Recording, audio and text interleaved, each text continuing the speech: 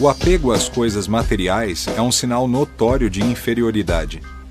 Porque quanto mais o homem se prende aos bens desse mundo, menos compreende sua destinação. Pelo desinteresse, ao contrário, ele prova que vê o futuro de um ponto de vista elevado.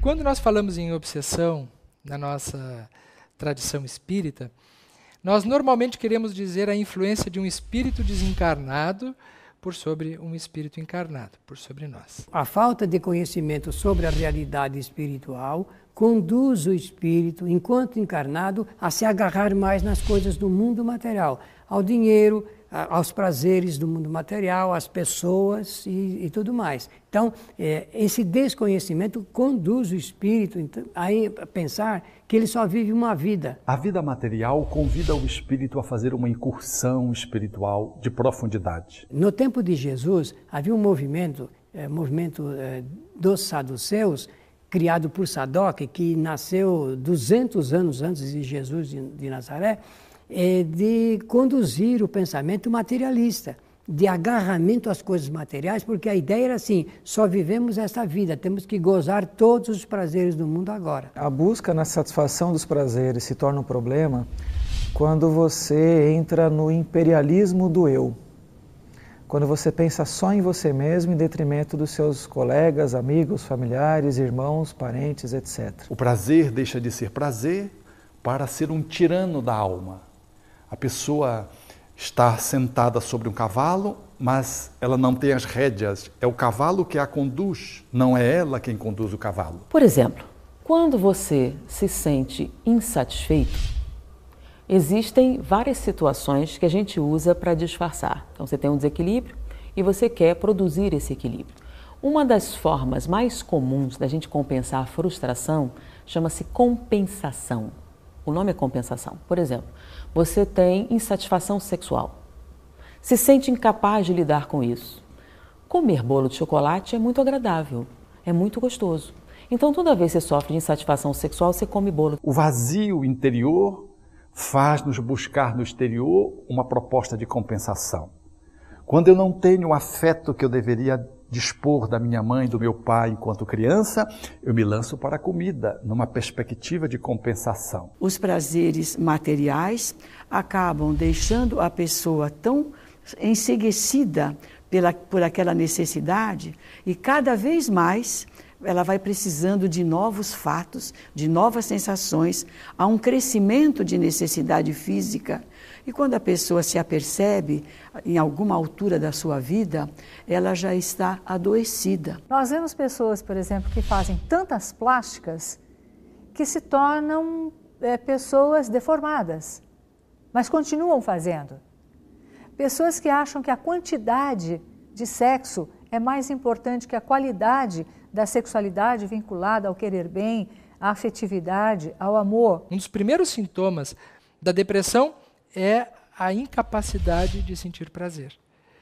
A frigidez feminina, impotência masculina, a falta de prazer em qualquer âmbito é indicador de patologia. Então o prazer, antes de mais nada, ele é um constituinte natural. Ele é uma estruturação desejável do psiquismo. Não houvesse o prazer, não haveria progresso. E também é natural o prazer. O Livro dos Espíritos, Allan Kardec, na questão 712, ele pergunta sobre a tentação. Por que Deus permitiu a tentação? E os Espíritos respondem que a tentação serve-nos para que nós possamos desenvolver. É através da tentação de possuirmos um carro ou um trabalho melhor, aquilo vai fazer com que cada um de nós possamos evoluir. Então, a tentação está dentro dos requisitos da nossa evolução espiritual. Mas nós levamos a essa tentação e a aquisição das coisas materiais muito mais à frente, ou desejamos muito mais do que a conquista espiritual. Quando é que um prazer ele se torna uma preocupação? ou ele deve se tornar uma preocupação? Quando ele subverte o sistema de recompensa cerebral, quando existe um excesso de dopamina, quando ele é exageradamente estimulado, por exemplo, através das drogas. Quantos estão nas drogas? No prazer que as drogas oferecem numa dada instância, seja o álcool, seja as drogas socialmente não aceitas, e fazem disso uma tentativa de resolver prazeres da alma, que se ausentaram em função de uma psicodinâmica existencial. Então, para ficar zen, fazem uso de uma droga que tem um efeito ansiolítico. Para sair de uma estrutura de apatia interna decorrente de problemas não resolvidos internos, lança a mão de uma droga estimulante. É por isso que ao invés da pessoa ir para casa assistir um filme, passear de mão com a namorada no parque, dar um passeio pela rua, fazer um esporte, ela cheira cocaína. E isso substitui todas as outras coisas. Se ela tinha prazer em trabalhar, agora ela fuma maconha. A maconha estimula a dopamina e ela não precisa trabalhar. Ela vai ficar em casa porque a maconha vai substituir aquela iniciativa, aquela vontade pelo trabalho. E assim, muitas drogas que nós usamos com o objetivo de nos dar bem-estar, elas passam a se tornar essenciais para o nosso bem-estar. Então, você toma uma droga que inibe, por exemplo, a angústia. Só que essa angústia ou a ausência dela é mediada por neurotransmissores. Quando você substitui com a droga, esse neurotransmissor deixa de ser produzido. Quando você deixa de usar, vem um rebote. Então você usou para controlar a sua angústia. Deixou de usar, a angústia ficou maior. Aí você vai ter que tomar uma dose maior para compensar isso e ainda te dar a mesma sensação. Aí você vai aumentando a dose até você morrer de overdose. A juventude tem sido dizimada ao longo dos anos com as várias situações de overdose. Desde o festival de Woodstock, quando nós ficamos conhecendo os 3 J's, né? Jimi Hendrix, Janis Joplin, Jim Morrison, que faleceram todos aos 27 anos de idade, e agora também, curiosamente, aos 27 anos de idade, mais recentemente, a Amy Winehouse, essa moça que aos 27 anos também por morte em overdose. Então, nós vemos que as drogas entraram na nossa sociedade, na nossa cultura, principalmente dos anos 60 para cá, trazendo esse dano imensurável, né? Fazendo com que toda uma geração ela viesse a ter uma busca excessiva de prazer. Então, exteriormente, buscamos os prazeres como forma de fazer um contraponto com necessidades mais profundas, que não estão sendo atendidas. Quais são os exemplos que estão sendo dados, né, de vaidade, de beleza, de perfeição? Particularmente através de um sentimento que, dentre outros, talvez seja o mais perigoso para os processos de fascinação, que é a vaidade. E existe os compulsivos, né? Os dependentes de amor e sexo.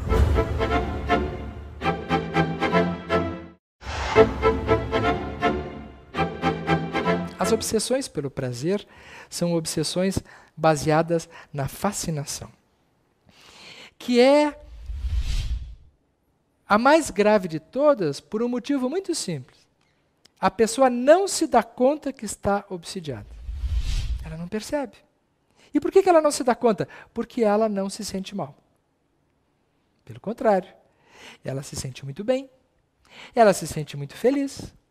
Então ela poderá ser capaz de destruir a sua vida familiar, ela poderá ser capaz de destruir várias coisas importantes na sua vida em busca de ser feliz. Nós vemos pais largando filhos, relacionamentos se destruindo, porque as pessoas dizem, eu tenho direito à minha felicidade. Eu tenho direito de ser feliz, eu nasci para ser feliz.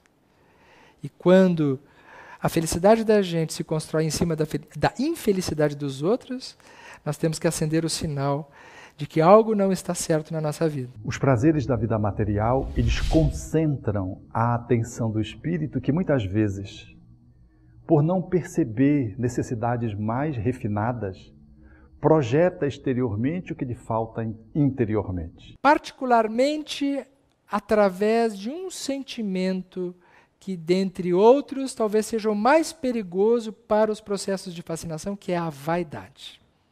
Por que a vaidade? Porque a vaidade é um dos únicos sentimentos que faz com que o indivíduo não reconheça as suas falhas. Muito difícil resistir à vaidade, muito difícil resistir ao orgulho, muito difícil resistir ao egoísmo, porque a sociedade que nos cerca nos cobra atitudes que afloram estes sentimentos. Nós somos cobrados constantemente a nos apresentarmos muito bem, a sermos pessoas de sucesso. Só são felizes os que têm sucesso, não é? Então, as pessoas isso acaba insuflando a nossa vaidade. Tem uma história interessante de uma senhora da alta sociedade que durante anos foi a mulher mais bem vestida da revista Vanity Fair. Um dia ela abriu a revista e o nome dela não estava na lista. Ela se suicidou se jogando do prédio do seu esposo. Por quê? Para ela ser uma das mulheres mais bem vestidas da revista Vanity, era mais importante estar viva. Quando é que isso acontece? Quando você abre mão dos seus processos individuais em nome dos processos sociais. Por exemplo, quando você namora aquele rapaz que as suas amigas gostam, porque ele tem uma aparência que todas querem, e não aquele que agradaria às suas necessidades psíquicas. Quando você troca o seu bem-estar pelo bem-estar do grupo. Nesse momento você começa a abrir mão de si mesma. Nós acabamos nos deixando levar por essa aparência externa e que vem contaminando não só o nosso jovem, como também o pessoal na maturidade ou mesmo o pessoal que já está adentrando a velhice. Ou seja, a valorização do externo desqualificando o interno. Quais são os exemplos que estão sendo dados, né, de vaidade, de beleza, de perfeição, para que isso não se torne uma coisa negativa? Como assim? Se a gente vê uma pessoa bonita e a gente quer ser como, pelo menos parecido com aquela pessoa, é uma forma natural até. Agora, quando nós começamos a fazer coisas que não está no nosso eu, que a gente começa excessivamente, desvaradamente atrás de alguma coisa, aí começa a vender muito para um excesso, e todo excesso é prejudicial. Nós vivemos uma cultura eminentemente narcisista, né? Onde está dito que a pessoa, para ser feliz, ela precisa ter dinheiro, ela precisa ser bonita, ela precisa ter poder, ela precisa ter prestígio. E as pessoas correm atrás disso. Como se alcançando isso, finalmente a felicidade. Finalmente a realização. Um padrinho de uma criança compra um brinquedo, custa um dinheiro enorme. E a criança escolhe brincar com a caixinha de fósforo. E você fica tentando empurrar o brinquedo caro e ela só quer aquele que custa R$1. Por quê? Porque a criança, quando ela busca o seu prazer, ela quer atender às suas necessidades. No momento em que você começa a abrir mão das suas necessidades em nome das necessidades sociais, você começa a se perder de si mesmo. É aquela menininha que liga para a casa da amiga. Com que roupa você vai? Aí ela vai escolher uma roupa que seja compatível com a da amiga. Depois de algum tempo, ela vai usar rosa porque está na moda, mesmo que ela odeie rosa na sua intimidade. E aí ela vai cortar o cabelo de acordo com a moda, vai vestir a roupa que todo mundo está vestindo, vai procurar o comportamento que todo mundo faz. E depois de algum tempo, ela não sabe mais o que ela gosta. Aí vai pagar R$200 num psicanalista para tentar se achar. Sabe? Quem sou eu? O que é que eu gosto mesmo?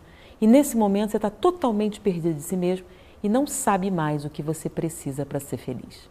E o que é que você vai ter que fazer? Se conhecer de novo. O que o ser humano tem procurado preencher? Que vazio é esse que a comida não preenche? Que vazio é esse que o álcool não preenche? Que vazio é esse que as drogas não preenchem?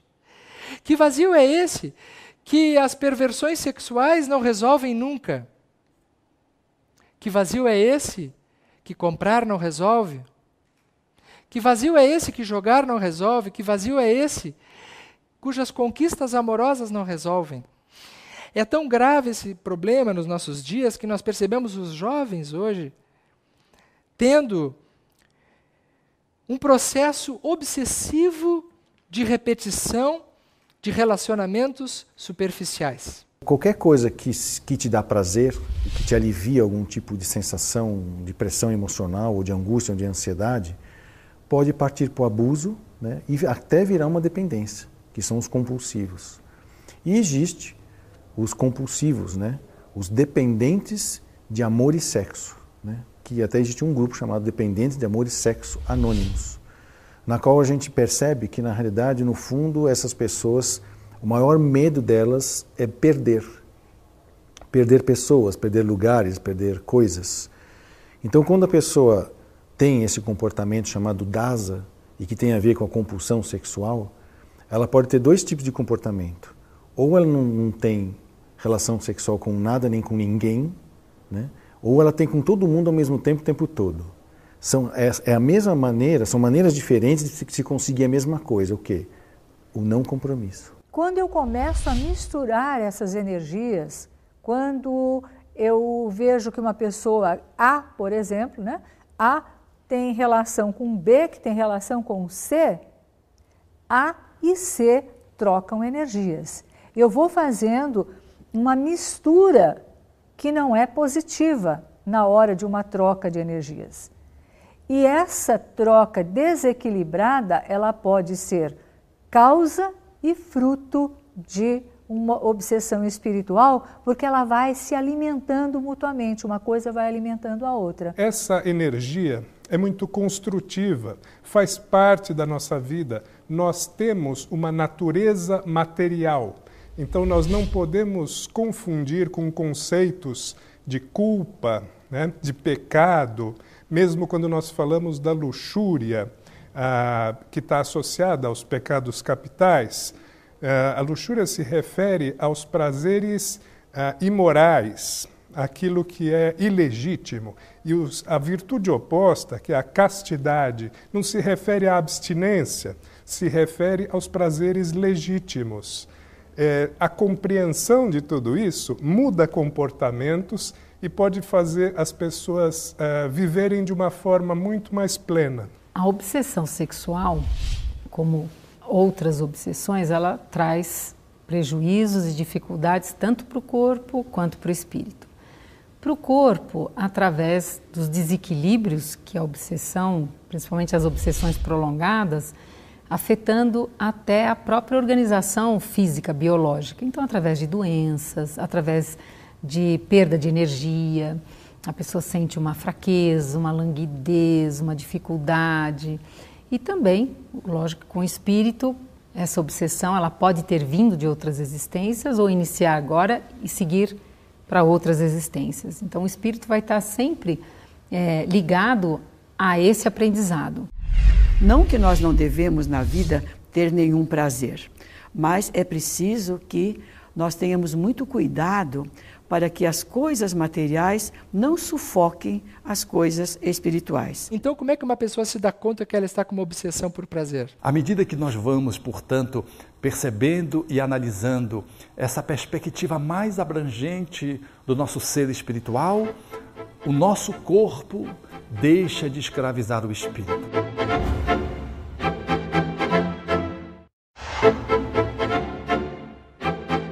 Como é que uma pessoa se dá conta que ela está com uma obsessão por prazer? Somente de duas maneiras. Se ela estiver exercitando a vigilância, não a vigilância que as pessoas exercitam no dia a dia, que é a vigilância da vida dos outros. Costumo brincar dizendo que a pessoa ora por si, orar e vigiar. A pessoa ora por si e vigia a vida dos outros, né? Talvez Jesus quisesse o contrário, que nós orássemos pelos outros e vigiássemos a própria vida. Então, vigilância significa olhar para si. Se a pessoa faz esse exame e tem humildade, ela pode se dar conta desse processo. Se ela não tiver isso, ela se isola. E por que ela se isola? Porque a primeira coisa que os obsessores fazem é retirá-la do ambiente de grupo, porque a segunda forma é ouvir os outros. É o amigo que chega e diz, cara, tu está pisando na bola. Não é assim, isso que está fazendo está errado. Se ela não ouvir isso, ela segue em processo de fascinação. Qual seria a melhor forma de lidar com esse problema? Acho que sempre se diz, né? O primeiro passo para resolver um problema é admitir que tem um problema. É necessário, portanto, enquanto ser, esse mergulho do autoconhecimento, esse escaneamento do espírito, para que possamos avaliar em que medida nós estamos buscando apenas o bem-estar externo, do conforto, da comodidade, que nos traz relativamente um prazer exterior, mas que não nos traz a serenidade do ser, a plenificação da alma. Se nós reprimimos muito um lado, esse lado reprimido, quando tem um espaço, ele vai tomar conta e vai chegar do 8 ao 80.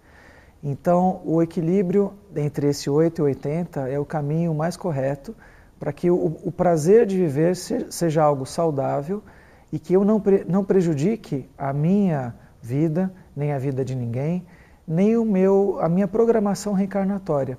Porque o exercício do livre-arbítrio, se eu não temperar o meu livre-arbítrio com raciocínio, eu com certeza vou pecar pelo excesso, para menos ou para mais.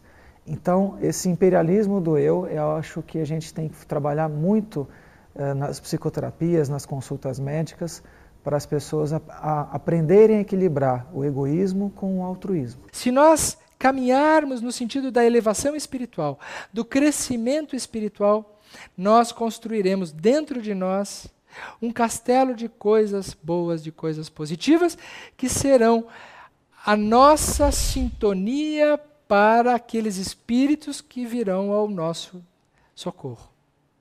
Se for o prazer apenas, ou o sofrimento, obsessões. Mas se for a caridade, mas se for a oração, mas se for a espiritualidade como um todo, quais são as sintonias? As sintonias superiores.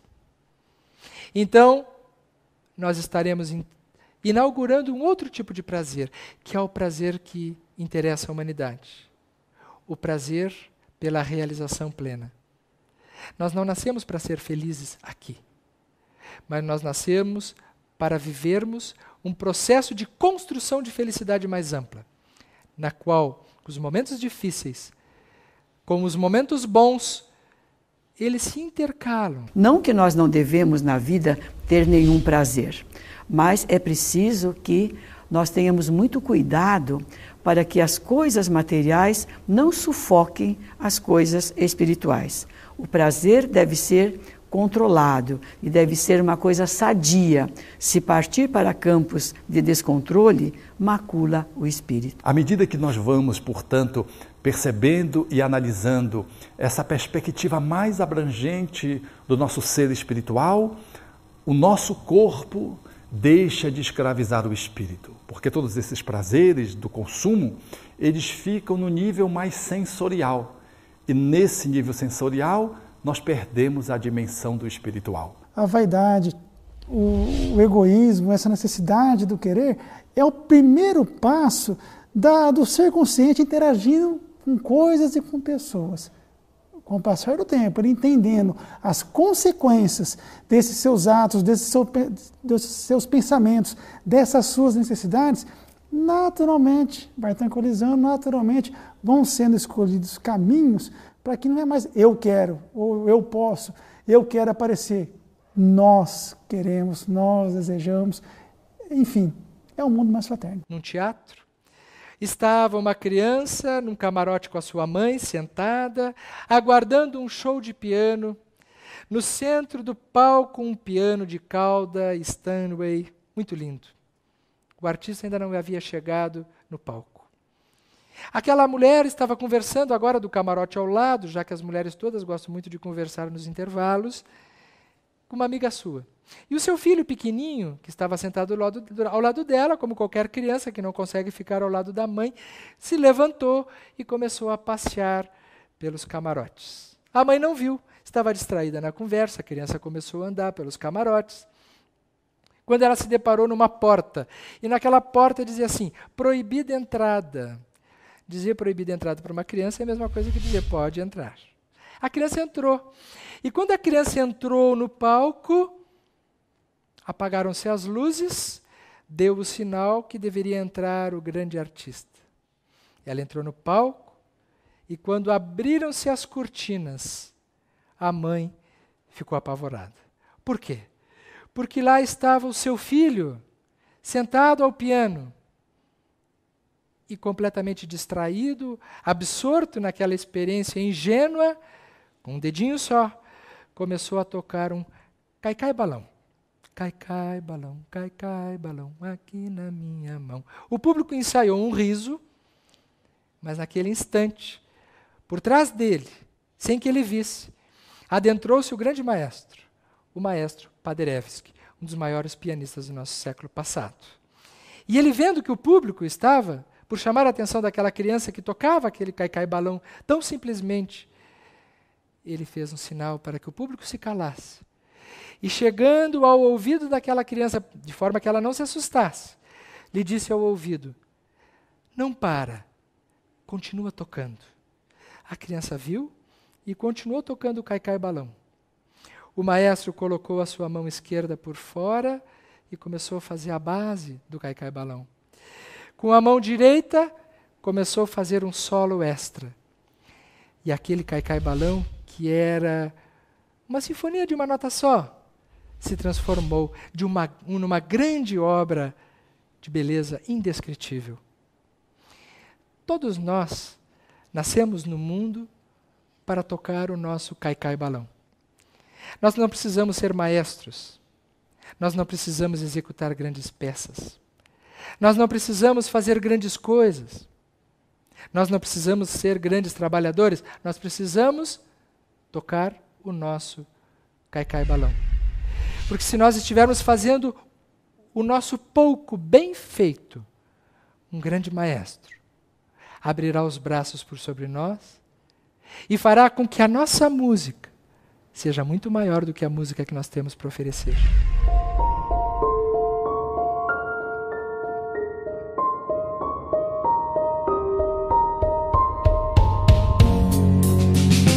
Qual a mais meritória de todas as virtudes?